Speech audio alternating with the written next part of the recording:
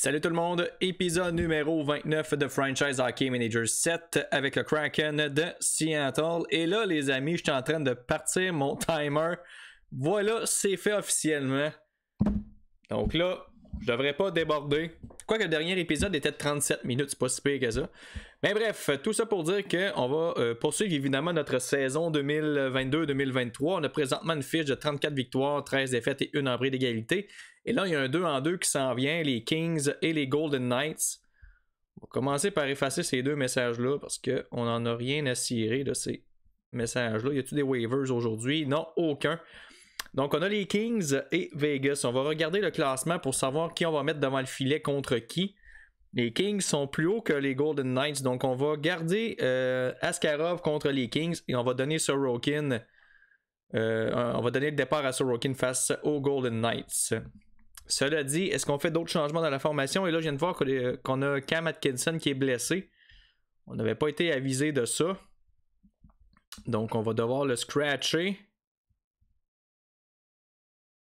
On va monter Hoffman vu qu'il connaît une bonne séquence. On va monter Glass ici et on va entrer Irvonen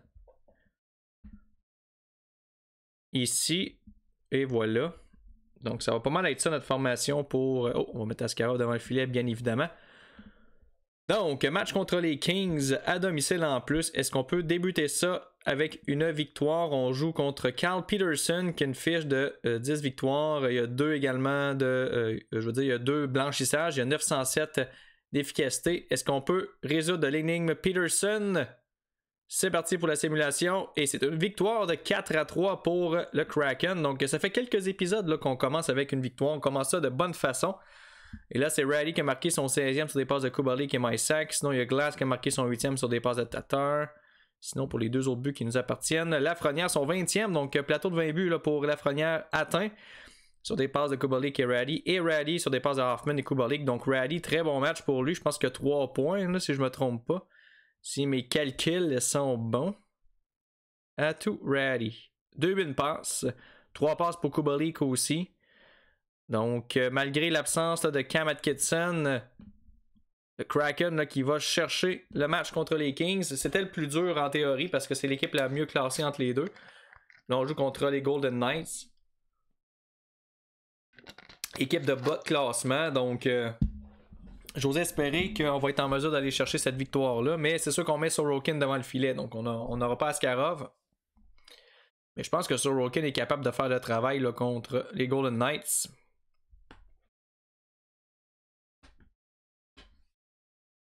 Pasternak qui a marqué son 300e but en carrière. Félicitations. Nous, on va aller mettre Sorokin devant le filet pour le duel contre les Golden Knights cette fois-ci. Donc, duel entre Sorokin et Dylan Ferguson. Gardien qui est en feu présentement. 908 d'efficacité, 9 victoires, un jeu blanc. On simule. Et c'est un jeu blanc pour Sorokin. Excellent. Excellent. Lafrenière qui marque son 21e sur des passes de Riley et Cody Glass. Schneider ensuite son 2e sur des passes de Kubalik et Radish. Et Kotkaniemi son 6e sur des passes de Tatar et Glass. Donc, 2-en-2 réussi pour le Kraken. On est rendu avec 36 victoires maintenant. 13 revers et une autre en bris d'égalité. Donc, un bon départ dans cet épisode.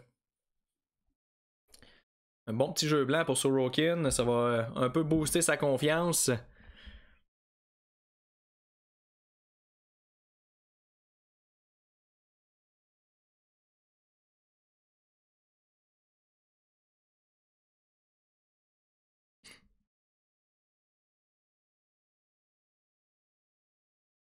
On va souhaiter maintenant que ça va se poursuivre là, pour nos gardiens. Mais à date, on a un très bon duo. Et là, on est rendu avec 3 points d'avance sur les Flames, mais malheureusement, eux, ils ont 2 matchs en main sur nous. Donc, c'est un petit peu le bout plate. Mais au moins, on reste au sommet. Là, on a des espoirs qui vont encore très bien dans la LHJMQ. Kinney et Melançon là, qui font très bien. Oh boy! 14-3 la victoire des Remparts. 4 buts 2 passes pour Melançon. Hey, c'est vrai. Il y avait le Titan qui... Oh! Regardez ça, la fiche du Titan d'Acadie Batters. 41 victoires, 3 défaites. Ça, c'est de la domination, ça. 3 buts, 2 passes pour Kidney, qui lui est rendu d'ailleurs avec une fiche de 34 buts, 42 passes, 76 points en 35 matchs. Il est rendu à 2,5 étoiles. Donc, un autre joueur qui va être prêt à avoir un rôle avec nous l'an prochain. Sérieux, notre banque d'espoir là est incroyable. Vraiment, là. On a de la relève.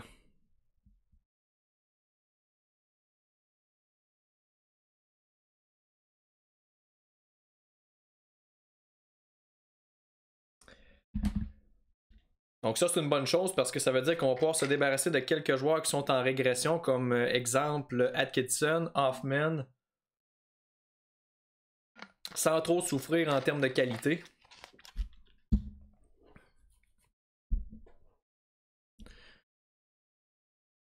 Là, il faudrait que les Flames en perdent quelques-unes. Et mine de rien, on se rapproche à 4 points des Hurricanes de la Caroline. Donc, eux qui étaient dans une classe à barre il n'y a pas si longtemps. Puis en plus, on a 2 matchs en main sur eux. Donc, techniquement, là, on est l'équipe dominante dans l'Ouest. Donc, évidemment, il y a les Flames et les Oilers qui sont pas loin. Même les Jets là, qui sont près de nous également. Avec des matchs en main en plus. Oh, Atkinson là, qui serait prêt à jouer, mais on va lui donner une autre journée de congé. On va attendre qu'il soit à 100% là, avant de réintégrer la formation pour être sûr qu'il n'aggrave pas sa blessure. Donc, on va replacer Askarov. Match contre le Lightning de Tampa Bay cette fois-ci à Tampa. Donc, un duel entre Askarov et Vasilevski. Donc, un duel de gardiens qui sont en feu. 2 gardiens russes en plus. 2 attaquants canadiens qui marchent bien également. Donc, voyons voir qu'est-ce que ça va donner comme match. Et on se fait lessiver 6-1 malheureusement. Donc un mauvais départ d'Askarov. Qui a reçu quand même 35 tirs au but. Là, donc il a été bombardé. Puis c'est nous qui avions pris les devants en plus. Avec Riley, son 20e. Donc Morgan Riley qui est rendu à 20 buts pour un défenseur. C'est incroyable. Et là ensuite ça a été l'affaire malheureusement du Lightning. Donc notre séquence de victoire s'arrête à 2 dans cet épisode. Pas aimé de la façon qu'on a joué ce match-là. Je m'attendais à un duel plus serré un peu, mais malheureusement, ça n'a pas été le cas.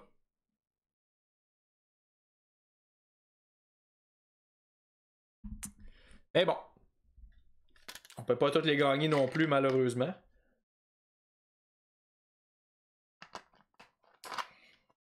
Mais ce qui me choque un petit peu, c'est que... Ok, non, j'allais dire que le Lightning n'avait pas tellement de saison, parce qu'il me semble qu'il était quand même beau au classement il y a quelques semaines, mais là, son premier, donc... Finalement, on a perdu contre la meilleure équipe de l'Atlantique. C'est pas si pire que ça. C'est pas comme si on avait perdu contre les Panthers.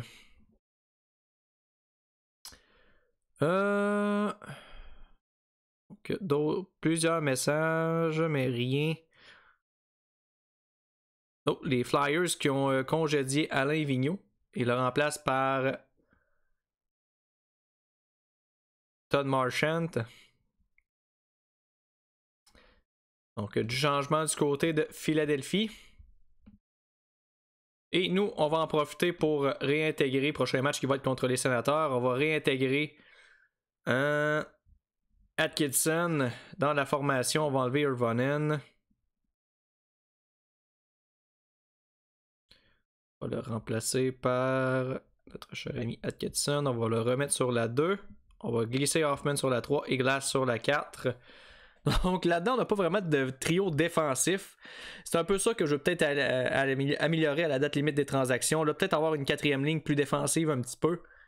Parce que c'est pas Radish, Rossi et Glass qui vont nous permettre là, d'être meilleurs défensivement. Donc on va surveiller un peu ce qu'il y a sur le marché. On avait regardé le dernier coup. Mais il n'y avait pas tant grand-chose. Mais c'est sûr que plus qu'on va s'approcher du deadline, eh bien, plus que les joueurs vont être disponibles. Parce que les équipes vont prendre des décisions, voir s'ils rebâtissent là, pour l'an prochain ou si ils vont préférer être plutôt du côté des acheteurs, mais c'est sûr qu'il y a des vendeurs là, qui vont s'ajouter.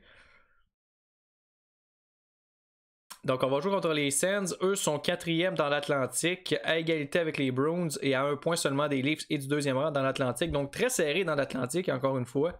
Je pense que c'est la division où... Oh, on a une nouvelle liste. Ah, c'est vrai, j'ai oublié de regarder mon scouting avant de commencer l'émission. C'est pas grave, on va regarder rapidement. Là. Bon, c'est sûr que Connor Bedard, là, c'est le joueur intéressant. Sinon, il y a Zimmer qui serait NHL ready pas mal. Il y a Cole Lynn ici qui serait NHL ready aussi pas mal. Il est à 2.5 étoiles. Je pense que c'est lui qui a le plus grand. Oui, effectivement, c'est lui qui serait le plus près. Mais son potentiel est assez. Pas limité, mais il a presque atteint son plein potentiel. Sinon, si on regarde du côté des patineurs européens, bon, Michkov, évidemment, c'est le joueur à surveiller. Sinon, dans les NHL Ready, il n'y en a pas vraiment. Si on regarde les gardiens rapidement, il y a quelques bons candidats. En Europe également. Mais bref, nous, c'est sûr que si on peut avoir Connor Bedard, ça serait une très bonne prise. Par contre, ce serait peut-être pas NHL Ready l'an prochain, ce qui est peut-être une bonne chose parce qu'on a déjà pas mal d'espoir qui s'en viennent. Donc là, il va y avoir une certaine congestion là, éventuellement. Il va falloir prendre des décisions. Mais le bon côté de la chose, c'est qu'en ayant des joueurs prêts comme ça, ça va nous permettre de me débarrasser du salaire puis aller nous améliorer ailleurs. T'sais, comme en défensive, on le répète souvent, c'est notre point faible. Pas tant cette année parce qu'on a quand même des bons joueurs. Mais on a des gars comme McDonough qui commencent à perdre des stats. Riley, il n'y aura pas. Ça sera pas un long. Il n'y aura pas encore plusieurs bonnes années devant lui. Il doit avoir de régresser lui aussi.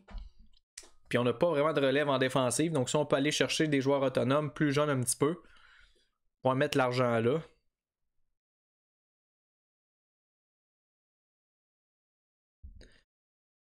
Donc match contre Ottawa. On va juste deleter les messages qui ne sont pas utiles. On va faire un petit tour, voir s'il n'y aurait pas des waivers. Il y a Ivan Tchekovic, l'ancien joueur de la LHJMQ, à 2 étoiles, 2 points en 6 matchs dans la LNH, 25 points, 29 dans la Ligue américaine. Mais on va passer notre tour, c'est pas un joueur qui va réellement nous aider. Askarov est là. J'ai envie de donner un match à Sanheim à la place de Schneider. Je pense qu'on va reposer Schneider un petit peu, on va mettre un petit peu plus d'expérience à la ligne bleue. Sinon, à l'attaque, Irvonen, on va le laisser là pour là. Donc, match contre les Sens à Ottawa. Duel entre Askarov et Alexander Gorgiev. À 903 d'efficacité, on pogne des gardiens en feu ces temps-ci.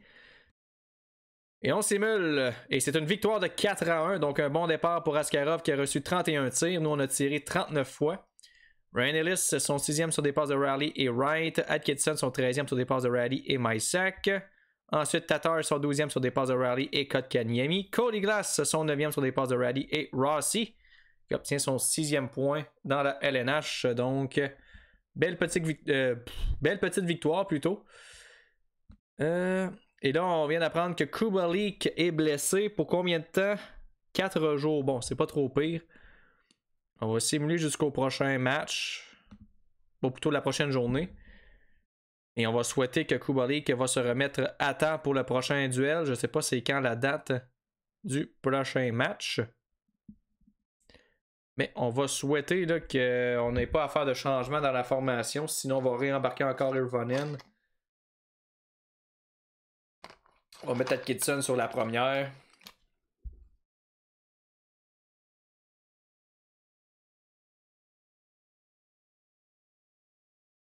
Ou s'il n'y a pas de joueur autonome, juste pour revenir à ma stratégie de défenseur, c'est pas impossible que j'échange un gars comme Kinney ou Wyatt Johnson également qui va bien pour aller chercher un défenseur qui est déjà NHL ready. C'est sûr que Kinney n'a pas un gros potentiel. Mais il a quand même 83 points en 37 matchs. C'est ridicule. Il va finir l'année avec... j'ose croire qu'il a représenté l'équipe Canada au championnat du monde de hockey junior. Oui, effectivement, 6 points en 7 matchs. Donc, bon tournoi en plus pour Kinney. On a 2 journées de congé. Donc ça, c'est une bonne nouvelle. Ça va peut-être permettre à Kubalik de récupérer à temps pour le prochain match. Ou à la limite, au moins, rater juste un match. Ça serait déjà quand même bien, là.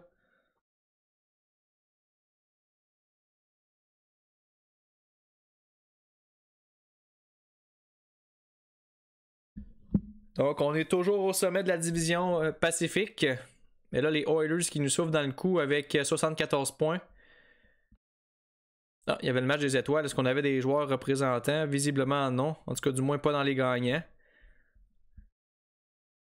Alors, ah, c'est la pause du match des étoiles. Ah, ça tombe à point. Ça veut dire que probablement que Cuba League va être prêt à temps pour le prochain match. Parce que là, on est là, 24. Ouais, c'est ça, on a une semaine de congé. Fait que ce qu'on va faire, le loading va peut-être être un petit peu plus long, mais on va simuler jusqu'au prochain match. Ou à la limite, on va appuyer sur continuer directement. Donc, la blessure à Cuba League tombe à point. Comme ça, on ne manquera pas de match sans notre meilleur ailier droit. On ne jouera pas de match sans notre meilleur ailier droit, plutôt. Donc, à la pause du match des étoiles, on a une fiche de 37, 14 et 1. Honnêtement, je pouvais pas me demander mieux. On est premier dans la Pacifique. Tout porte à croire qu'on va faire les séries. On a une bonne formation. 2 gardiens qui sont capables de faire le travail. Je veux pas commencer à rêver parce que, évidemment, il y a les Flames là, qui sont toujours assez dangereux. Et ils vont être durs à battre. Mais on s'en vient qu'un pas pire team. Pour vrai, je pense qu'on peut au moins remporter une ronde de série, peut-être 2. Et là, après ça, c'est soit d'espérer que les Flames choke en série puis qu'on n'ait pas à les affronter ou qu'on réussisse à les sortir nous autres mêmes. Ryan Winterton, lui, il est à 2 étoiles, 59 points en 34 matchs. On a quand même plusieurs joueurs là, qui dominent au niveau junior. On va regarder rapidement. Pas m'éterniser trop là-dessus, mais juste voir un peu ce que nos espoirs font. Tu sais, Wyatt Johnson, il est au centre, qui est à 2.5 étoiles, il est rendu à 4.5 étoiles de potentiel, 49 points en 31 matchs, pas tant dominant cette année. Riley Kidney, lui, ça c'est une autre histoire, il est rendu à 84 points en 38 matchs, mais il faut faire attention par contre, parce que là, il joue avec un club assez pacté avec le Titan. Je sais pas si c'est en raison de... des joueurs peut-être avec qui il joue, qui est aussi dominant que ça. L'an passé, il y a eu 79 points en 44 matchs. Là, il y en a plus en moins de matchs. Donc, je ne sais pas à quel point que c'est lui qui est bon ou si c'est plutôt les gens autour de lui qui le rend meilleur. Mais bref, il est à 2.5 étoiles, donc il est prêt à jouer là, dans la LNH. Puis en plus, il peut jouer à l'aile gauche. Puis à l'aile gauche, on n'a pas tant de profondeur. Si on regarde nos espoirs, là, puis tu sais, on a Lafrenière, Rally. Tatar, ça tire à sa fin, Hoffman aussi. Donc, probablement que Tatar va débarquer l'an prochain et ça va être Kidney qui va prendre sa place. Est-ce que Johnson, lui, c'est juste un joueur de centre? Oui, lui, il joue juste au centre. Sinon, on a Winterton qui est à 59 points en 34 matchs, pas si pire. Niederbach qui est à 37 en 55 du côté de Palm Springs. Mick Luka aussi, qui a un bon potentiel également. Lui, il joue aux 3 positions. 31 points, 53 matchs. En défensive, on a toujours Jet Wu là, dans la Ligue américaine. 12 points en 32 matchs. Ensuite, on a Grants. 16 points en 51 matchs. Nimiela. 20 points en 39 matchs. Et ensuite, ça se gâte un petit peu. Là, on a plusieurs défenseurs, mais pas tant de défenseurs d'impact. C'est vrai, on a Devin Levi dans la Ligue américaine. Fait pas tant bien pour vrai. C'est même affreux. Sinon, Jacob Melançon, ailier droit, 57 points en 29 matchs avec les Remparts. Sinon, on a Fedor Zvechkov, mais lui, je pense pas que c'est un... Ah, il a 3 étoiles de potentiel, il joue dans la Ligue américaine, 21 en 32, pas de mauvaise saison. On a un espoir ici, un joueur de centre qui joue en Slovaquie, 22 points en 22 matchs. Il a 0.5 étoiles d'habileté, mais il a quand même 4.5 étoiles de potentiel, donc on verra bien ce que ça va donner. Mais bref, en plus d'être compétitif dès maintenant, eh bien, on a un avenir assez reluisant. Je pense que on va être en business, puis il faut pas oublier qu'on a 2 choix de première ronde très bien placés en plus au prochain draft. Donc, pour vrai, là, on est équipé pour veiller tard. On va dire ça de même. Là. Disons que dans 2-3 ans, lorsque Shane Wright, Raddy, Lafrenière vont être dans leur pic, là, ouf. Ça ferait un beau premier trio, mais malheureusement, il n'y a pas de joueur entre les 3 qui peut jouer à droite. Parce que me semble Lafrenière, c'est un centre ou un ailier gauche. Même chose pour Raddy. Puis Wright, je pense que c'est un joueur de centre uniquement. Et Connor Bedard, je pense pas qu'il lui il peut jouer à l'aile droite. Mais ça ferait tout un premier trio. Si on va chercher un allié droit d'impact là, sur le marché des joueurs autonomes à la limite, là, on va avoir une équipe qui fait peur un petit peu. Quoi, Cuba League qui fait le travail présentement. Là.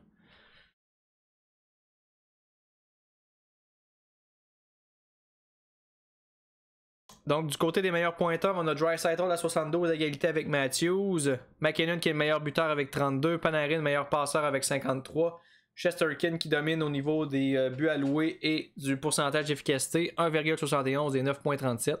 Et c'est David Riddick qui mène au niveau des victoires avec 26. Je serais curieux de voir Askarov, il en est où dans cette course-là? Il doit pas être si loin que ça. Parce que c'est lui qui a récolté la majorité des victoires. C'est sûr que c'est vrai qu'on l'a monté plus tard un peu. Donc des gardiens qui sont peu avec nous, qui ont eu des victoires un peu aussi.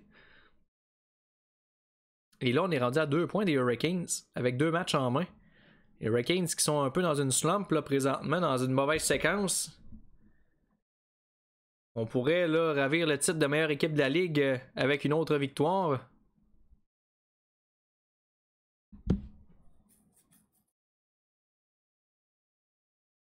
Il faudrait aller jeter un œil aussi sur nos stats. Peut-être faire ça à la fin de l'épisode. On est rendu à combien de temps là? On est rendu à 20 minutes. Oh, c'est pas super. On a encore un petit bout là. Quelques matchs à simuler. Prochain match qui est contre les Capitals. C'est plate à dire, mais il faudrait que les Caps gagnent ce match-là pour se défaire des Flyers. Mais en même temps, faut pas souhaiter la défaite. Là. Déjà que les Pingouins sont bas au classement, on est déjà assuré d'avoir un bon choix. Puis les Flyers, je pense pas qu'ils vont aller bien loin, eux autres aussi.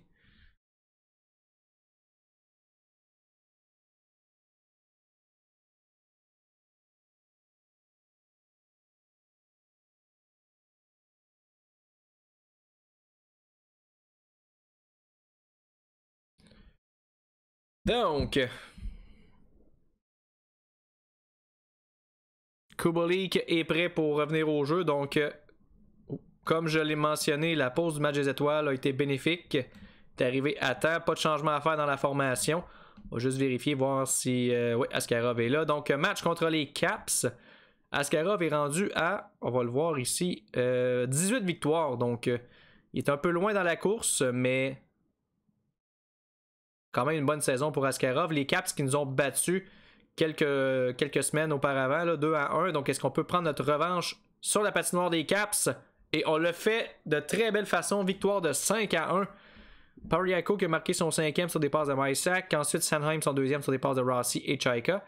Riley son 21e sur des passes de Lafrenière et Kubalik. Pour moi, Riley s'enligne vers une saison là, pour le Norris, là, je pense bien. Shane Wright son 15e sur des passes de Lafrenière et Kubalik. Lafrenière son 22e sur des passes de Chaika. Donc, c'est les marqueurs pour nous dans ce match-là. Il y a Kubalik qui s'est battu avec Brett Leeson. Donc, Kubalik qui démontre du caractère. Et Riley qui a connu tout un match avec les cotes. Là. On regarde ça, là, c'était bleu longtemps son affaire. Si on peut réussir à remonter un petit peu. 86, 83, 85, honnêtement, là, c'est dur de demander mieux. Donc, 38e victoire pour le Kraken. Pour vrai, je serais quasiment déçu qu'on gagne la Coupe Stanley dès cette année parce que il y a du bon qui s'en vient encore une fois du côté du Kraken. Puis on dirait je veux pas changer d'équipe tout de suite. J'aime trop cette équipe-là. Si on peut. Mais c'est la règle que j'ai faite lorsque j'ai décidé de démarrer cette série-là. Là, quasiment l'an dernier, c'était en mars dernier que j'avais commencé avec les Oilers. Je disais que si je gagnais la coupe ou que je me faisais renvoyer, c'était les deux seules raisons de changer d'équipe. Donc si on gagne la coupe, on va recommencer avec une autre équipe. Mais lorsque je vais recommencer avec une autre équipe, on va essayer d'aller dans l'Est cette fois-ci. Parce qu'en plus d'avoir pris 2 équipes de l'Ouest pour mes 2 premières séries, on a pris des équipes dans la même division en plus. Donc on s'est vraiment pas forcé, gang. Là. Mais c'est sûr que j'aurais pu mettre le Kraken là, dans l'autre division. Mais je trouvais que c'était plus réaliste de le mettre avec Vegas et les équipes de la Californie. Puis c'est un peu dans le même bout. En fait, plus dans le coin de l'Arizona. Là. Pourquoi que je dis ça, puis j'ai tassé Arizona dans l'autre division. Mais bref.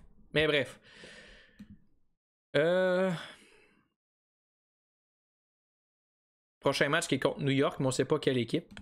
On sait pas si les Rangers ou les Islanders. On va voir ça dans quelques instants. Mais ouais, lorsque je vais démarrer une autre série, probablement que je vais prendre une équipe de l'Est ou je vais peut-être faire une de mes idées que j'ai. Un des challenges que je me donne. Puis là, je sais que j'arrête pas de vous teaser avec ça là, à chaque fois que je parle de challenge puis de concept. Là. Mais vous allez voir un moment donné. Enfin, j'espère.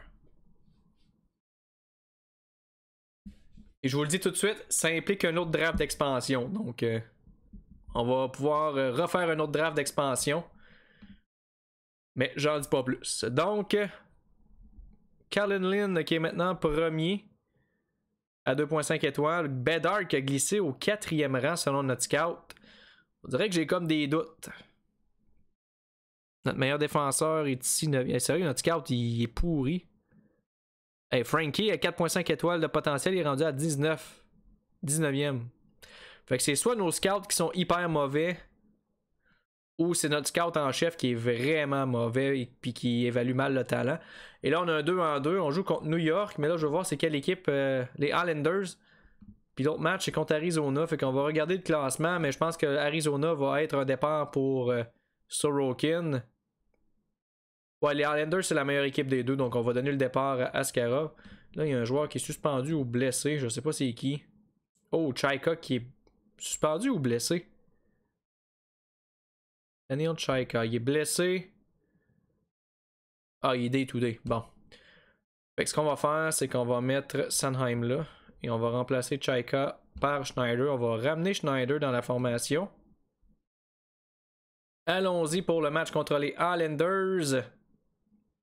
Askarov face à Lachlan Gordon. 895 d'efficacité. Je peux pas croire qu'on ne gagnera pas contre ça. Qu'on va perdre contre ça plutôt. Et on a gagné 5-1 encore une fois. Donc sérieusement, ça va bien du côté du Kraken. 18e de Riley sur des passes de Schneider et Atkinson. Pariaco son 6e sur des passes de Kubalik et Mysak. Ensuite, Rossi qui marque son premier dans la LNH sur des passes de Riley et Lafrenière. Tatar son 13e sur des passes de Lafrenière et Kubalik. Et Lafrenière sur des passes de Shane Wright. Donc voilà pour nos pointeurs dans ce match-là. Et là, on joue contre Arizona à domicile. C'est un autre beau petit défi, ça, pour notre cher Ilya Sorokin. On va espérer qu'il va le relever de belle façon. Il va pas nous choquer ça. On va croiser les doigts. Oups, j'ai chopé mon bouchon.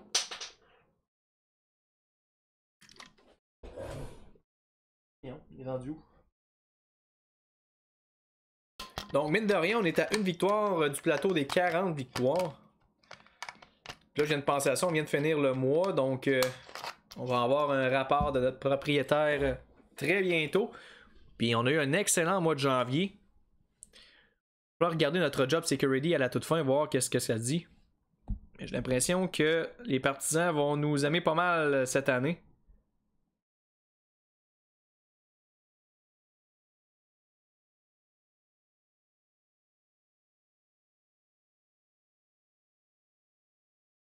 Ok, mon timer, 27 minutes, oh, ça va bien.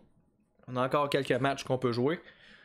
On va s'avancer pas mal. On va être rendu en février. On va commencer à penser à la date limite des transactions.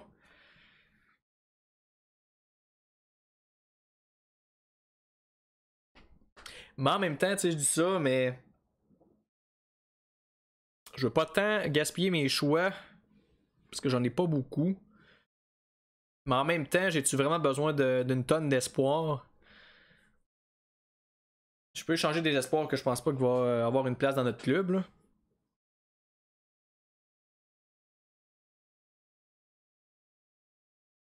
Askarov qui est maintenant à 2,9 d'efficacité. De but alloué, 929 d'efficacité, deuxième rang. Donc, comme je l'ai mentionné comme titre du dernier épisode, on s'enligne vers deux recrues qui vont être nommées finalistes au Trophée Calder. On a Riley qui pourrait être nommé au Trophée au Trophée Norris. J'ai trop voulu faire un raccourci. Mais ouais, il pourrait être nommé dans les finalistes du Trophée Norris. Donc, à date, ça prouve qu'on a une très bonne saison encore une fois. Puis en regardant la fiche, c'est dur de dire le contraire aussi. Mais là, il va falloir que les Flames perdent quelques matchs. Là. Oh, Mysak a été nommé joueur du mois. Excellent. Bel honneur pour Yann Mysak ou Mysak. On a une bonne saison, notre cher Mysak. L'année passée, il a eu 50 points en 76 matchs. Il est déjà rendu en 44 en 54. Donc, vraiment un beau mois. Sinon, Development Report, il y a des joueurs qui se sont développés un peu. Lafrenière qui est rendu à 4.5 étoiles, il était déjà là. Albin Eriksson, 1.5. Marco Rossi, qui a gagné de la force, il est revenu à 2 étoiles, ça c'est une bonne nouvelle. Adorati, toujours 3 étoiles, potentiel de 5. Mick Luca, 2 étoiles encore. David Mattis, 2 étoiles, 2.5 de potentiel. Yann Misak est à 3 étoiles, 4 de potentiel. Niederrack, 2 étoiles, 3 de potentiel. Eklund, 1.5, 3.5 de potentiel. Nimiela, 1.5. Askarov, toujours 2 étoiles. Malheureusement. Radish, 2.5. Ouh, lui a progressé. Kotkaniemi, toujours 2.5. Ça, c'est plate un peu. Grants, 2 étoiles. Johnson, 2.5. Devin Levi, 1 étoile. Une autre affaire aussi qu'il va falloir regarder au repêchage et non à la date limite des transactions, mais il va falloir drafter un gardien de but également. Puis pas nécessairement une vedette, mais au moins un gardien de but calibre AHL, là, qui a un espoir de pouvoir jouer dans la AHL, parce que à date, ça fait pitié notre depth chart au niveau des gardiens de but. Tu sais, oui, on a Sorokin, Paskarov, mais après ça, c'est très tranquille. Là. On a Levi qui a 2 étoiles de potentiel, puis Johansson qui a 1.5. Donc, peut-être ajouter un gardien avec un choix de 3e ronde ou. Ben c'est sûr, je ne prendrai pas mes choix de 1er ronde pour ça, mais en 3e ronde, là, je pense qu'on peut cibler un gardien de but pour au moins ajouter un gardien dans notre banque d'espoir. Et là, on va donner le départ à Sorokin. Chaika est toujours pas prêt. Alors, on va y aller comme ça. Pas de changement à part devant le filet. Match contre les Coyotes. Et c'est Darcy Kemper qui va être devant le filet avec 904 d'efficacité face à Sorokin. On simule. Et malheureusement, les Coyotes qui l'ont emporté 5-2, donc pas un grand départ pour Sorokin, qui a cédé 5 fois sur 26 lancés. Donc Tatar sur des passes de Hoffman et Kotkaniemi, et Riley avec des passes de Rossi et Mysak sont les buteurs de notre côté. Donc un peu frustrant, là. On a gagné contre la meilleure équipe des deux dans le 2-en-2, puis on a perdu contre la pire. Mais bon, des fois on échappe comme ça des matchs, malheureusement. On peut pas faire grand chose.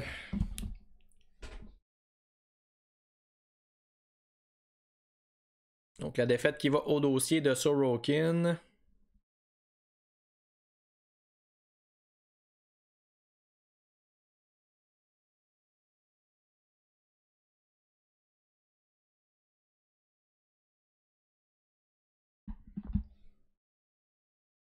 Donc il va falloir attendre un petit peu avant d'avoir notre 40e victoire de la saison.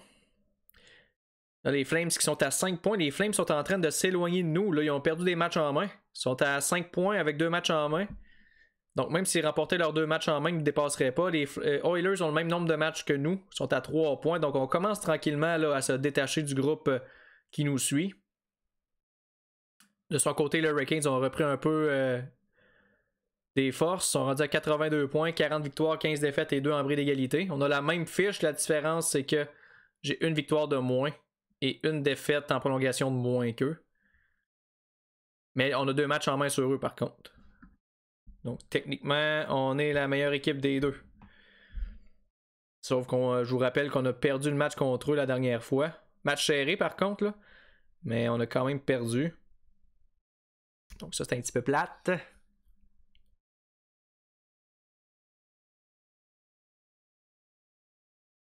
Oh, on va voir notre rapport du mois.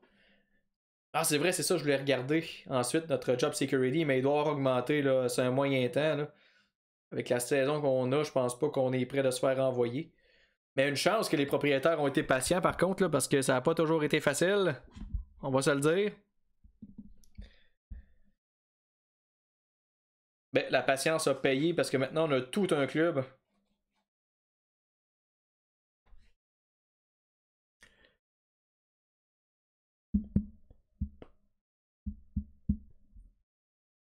Donc, on a terminé le mois de janvier avec une fiche de 9-3-1 qui est excellent.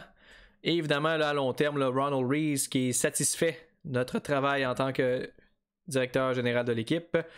Et Job Security est très bien placé. 58 au niveau de la patience des fans, mais c'est sûr qu'on est parti de très loin. Là. On est parti à 14. On est rendu à 58, donc on a fait un bon bout de chemin. Est-ce qu'il y a des waivers ces temps-ci? Non, prochain match contre les Rangers d'ailleurs. On va simuler jusqu'à la prochaine journée.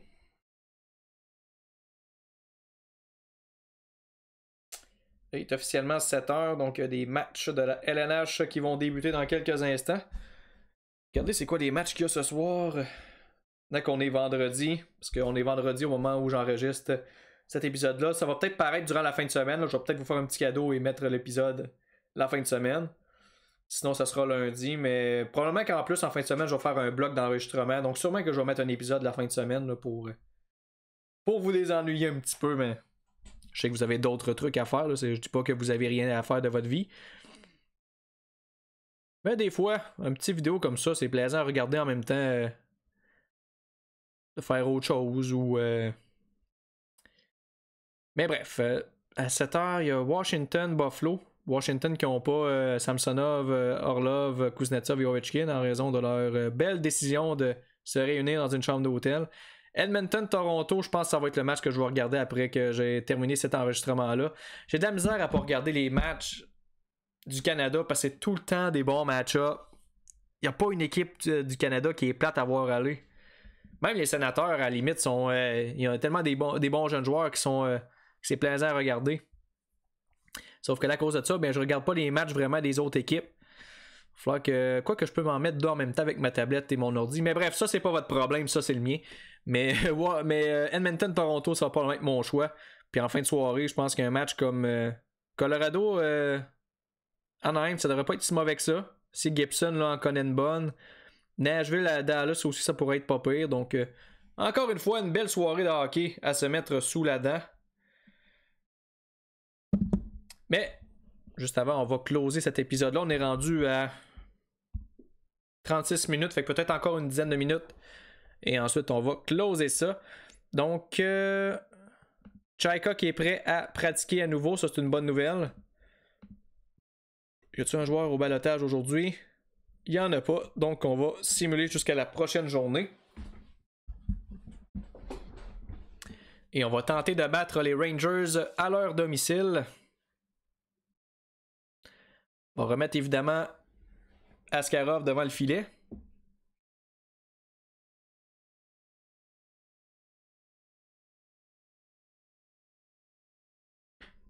Les Rangers qui sont 3e dans la métropolitaine sont en course avec les Devils là, pour le 2e rang de la métropolitaine. Mais pas les Hurricanes, mais les Devils ont 2 matchs en main sur eux. Puis il y a un Columbus qui pousse derrière également.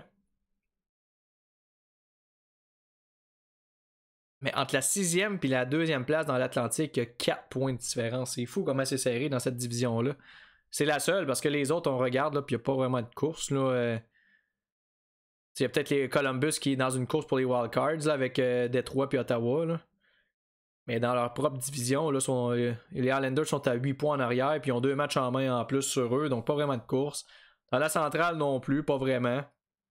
Il y a 7 points qui séparent les Stars et les Predators entre les 4e et 5e rangs.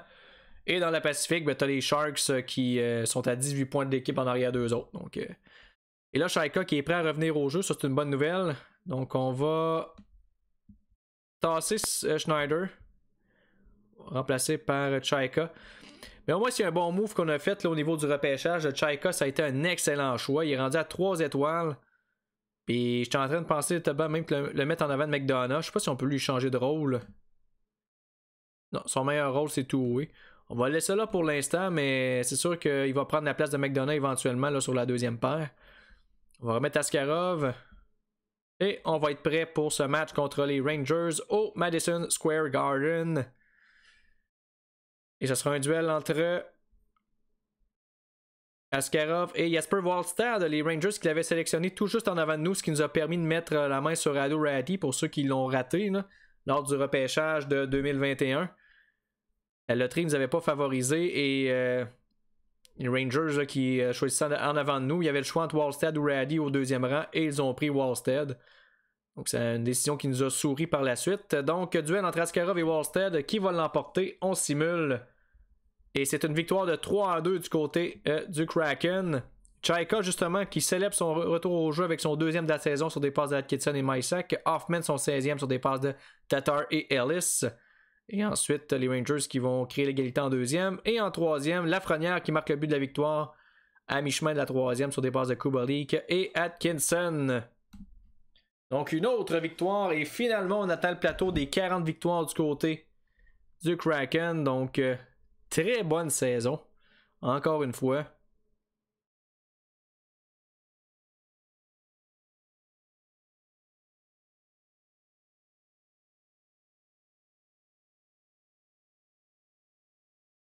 Mais là, on se sépare encore de plus en plus des Flames. Là. On est rendu à 7 points d'écart, mais eux, ils ont toujours 53 matchs de jouer.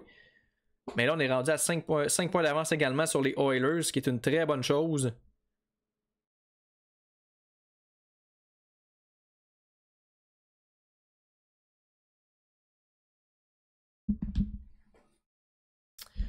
Y a-tu des joueurs sur les Weavers récemment? Non. Et là, on joue contre les Red Wings, une équipe de milieu de peloton, je crois. Si on regarde les standings. Ouais, c'est ça, ils sont 5e dans la division. Mais eux, c'est un gros match parce qu'évidemment, il faut qu'ils continuent à remporter des rencontres pour se maintenir dans la course dans la division Atlantique. Donc, probablement qu'ils vont sortir fort. Là, je pense qu'on a un 2-2. On va terminer avec le 2-2. Ensuite, je vais aller regarder le match Leafs Oilers. Ça va être un match assez plate entre les deux équipes la dernière fois, en espérant que ça va être plus excitant la prochaine fois, c'est-à-dire ce soir.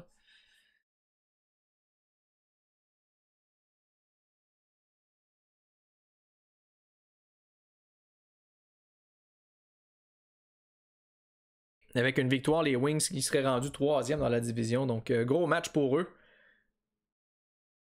Faudra pas les prendre à la légère, ces Red Wings.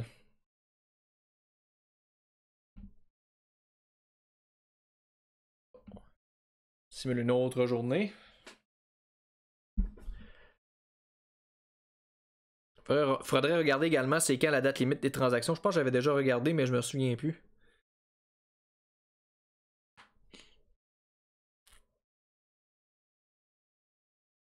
Oh, les Red Wings qui ont baissé. Ils sont rendus 6e.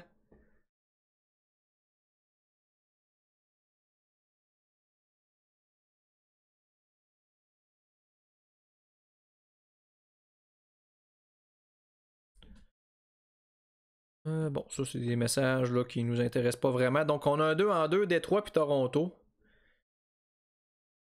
On va regarder qu'est-ce qu'on fait avec nos gardiens de but.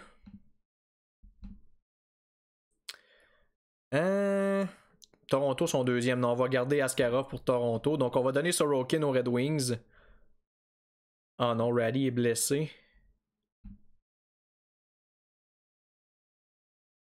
Puis il peut pas jouer. Ah non. Ok, fait qu'on va faire un petit peu d'acrobatie, je pense bien. Fait qu'on va enlever.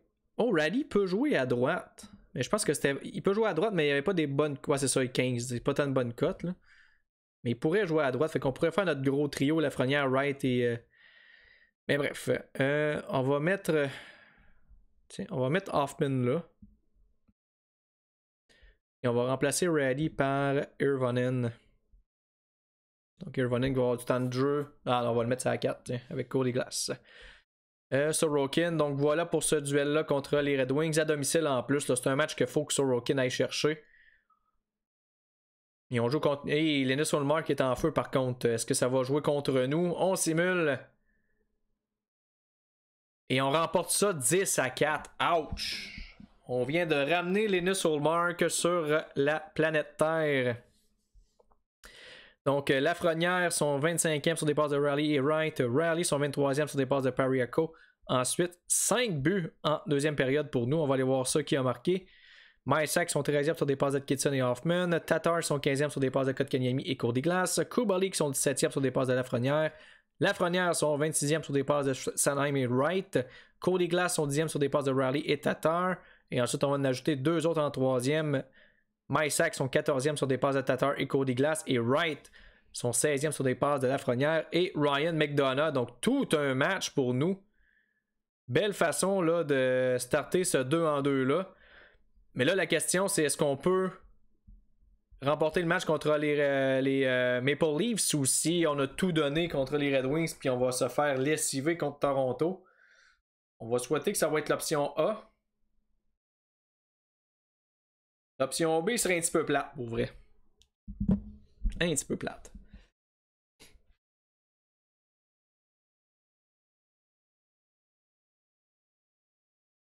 Mais c'est pas impossible. Des fois, quand on connaît une grosse game comme ça, le lendemain, c'est plus tough un petit peu. Mais ce serait pas pire closer cet épisode-là avec une victoire. Et on est à 1 point des Hurricanes avec 2 matchs en main. On est en train de les rattraper, là, les Canes.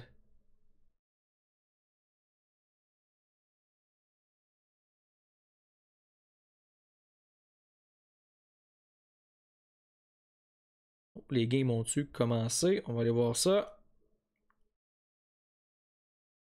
Oui, ça a commencé, donc on va aller voir ça dans pas long. Shaika qui, bon, ils disent almost ready, mais en fait, il est déjà prêt. On avait déjà mis Askarov, je pense, devant le filet. Oui, donc on va jouer le match contre Toronto du côté du domicile des Leafs.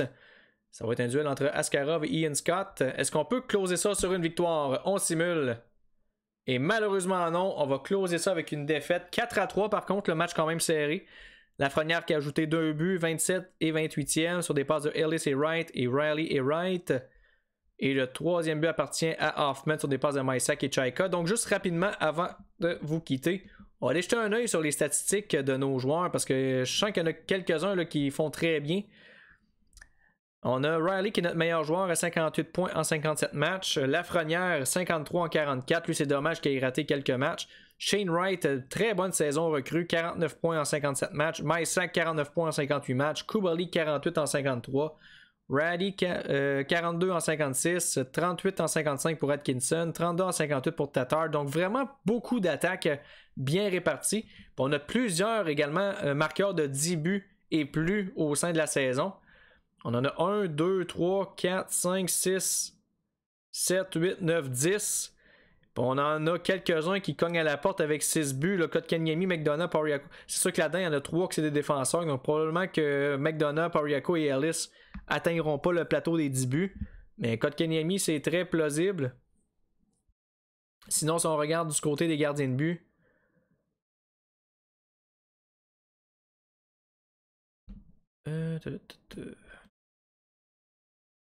donc Sorokin fiche de 17-7, 2,63 de moyenne de buts alloués, 914 d'efficacité. Askarov 21-6-1, 2,16 de buts alloués et 928 d'efficacité. Donc vraiment là, on a un très bon duo de gardiens. Puis je me souviens pas la dernière fois qu'on a eu un si bon duo de gardiens que ça.